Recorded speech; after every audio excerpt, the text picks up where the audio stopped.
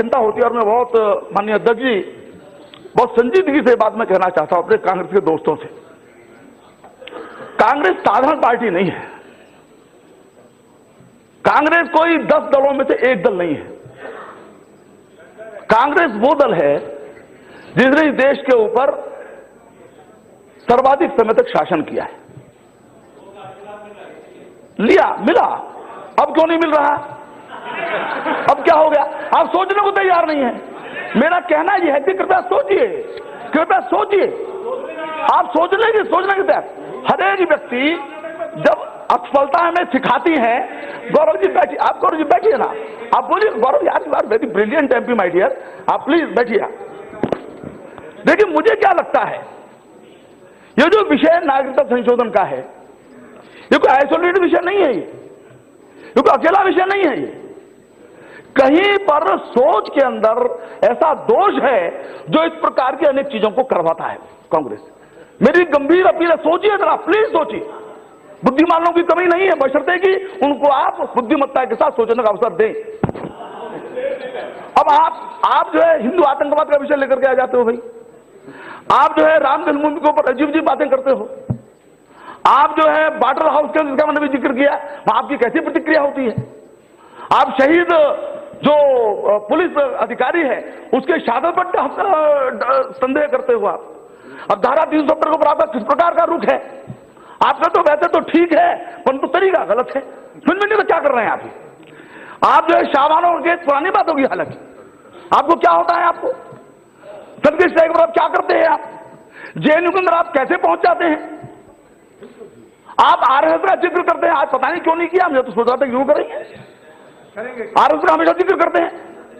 मुझे लगता है कि कहीं न कहीं आपके चश्मे में कुछ ऐसा दोष है जो आपको साफ साफ देखने से रोकता है, और कृपा करके उसको ठीक कीजिए आप। देखिए मैं अध्यक्ष जी, पहला कदम 75 सेंटीमीटर का होता है, वो 1 मीटर का नहीं होता। हमारे आईपीएस रहे हमारे आदमी सत्यपाल जी, 75 सेंटीमीटर का ही होता है वो। लेकिन पहला कदम दिशा तय कर देता है। और मुझको ऐसा लगता है कि देश की आजादी के बाद कांग्रेस के नेतृत्व ने जो दिशा ली वो दिशा गलत थी। उस दिशा के अंदर स्थिति यह हो गई कि सेक्युलरिज्म का मतलब हो गया हिंदुत्व का विरोध करना। हिंदुत्व का विरोध करो तो वो सेक्युलर है। ये अजीब बात हो गई है। और फिर जो सारे मैंने उदाहरण सुनाए वो इस प्रकार के हैं कि हिंदुत्व के विरोध से संबंधित सारे के सारे उदाहरण हैं, और जिंदगी भर कांग्रेस यही करती रही सदस्य के बाद से। और इसलिए हुआ ये क्योंकि कुल मिलाकर के वोट बैंक की राजनीति ड्राइविंग फोर्स रही। मैं गौरव जी आपने बीच में बोले, मैं कह रहा हूं कृपा करके अब समझिए, वोट बैंक की राजनीति का समय जा चुका है, जा रहा है। विकास की राजनीति का युग आया है।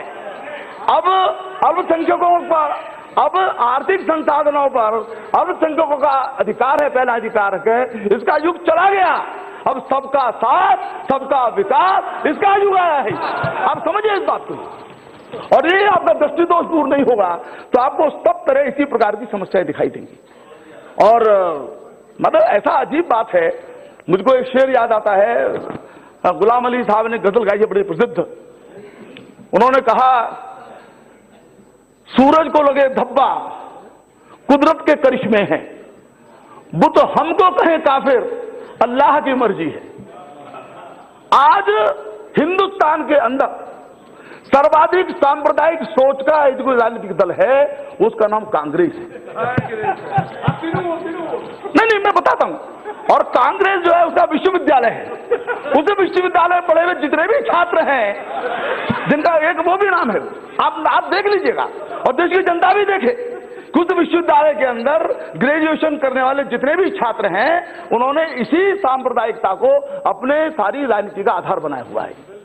वो पार्टी की बात करते हैं, वो वोट बैंक की बात करते हैं, हम नहीं करते। और इसलिए मेरा निवेदन है कि इससे एक बार ऊपर उठिए, गांधी जी को स्मरण कीजिए, गांधी जी के का जो ताबीज है उसका स्मरण कीजिए और उसके अनुसार बिल्कुल समान रूप से सबसे प्रताड़ित व्यक्ति को किस प्रकार से राहत मिले इसकी चिंता कीजिए। आपके आंख का जो अंधेरा है, दृष्टि का जो अंधेरा है वो समाप्त हो जाएगा और आपको बिल्कुल भी दिक्कत नहीं होगी इस बिल का समर्थन करने में। अध्यक्ष जी, बस मैं अंतिम एक बात कहता हूं। कई बार इस बात को यहां पर कहा गया है, लेकिन रामधारी सिंह दिनकर जी का बड़ा ये प्रसिद्ध पद्यांश है, इसको मैं यहां पर अंत में कहना चाहता हूं क्योंकि ये ऐतिहासिक क्षण है। ये हम बहुत कम समय के अंदर दूसरी बड़ी ऐसी भूल 1270 की, जिसने देश के आतंकवाद को प्रश्रय दिया, जिस देश के भारत माता के मस्तक को हमेशा पीड़ा से ग्रस्त रखा, उसको हमने दूर किया। पहले ऐतिहासिक काम हमने वो किया, माननीय नरेंद्र मोदी जी, माननीय अमित शाह जी के नेतृत्व के अंदर। दूसरा काम ये करने जा रहे हैं, संसद करने जा रही है। लेकिन ऐसे समय में जो मैं दिनकर जी ने कहा है, समर शेष है नहीं पाप का भागी केवल व्याज, दो तटस्थ हैं समय लिखेगा उनका भी इतिहास। कृपा करके तटस्थ मत रहिए, बिल के पक्ष में आइए, इस बिल का समर्थन कीजिए और जो पीड़ित लाखों लोग हैं उनको राहत दीजिए।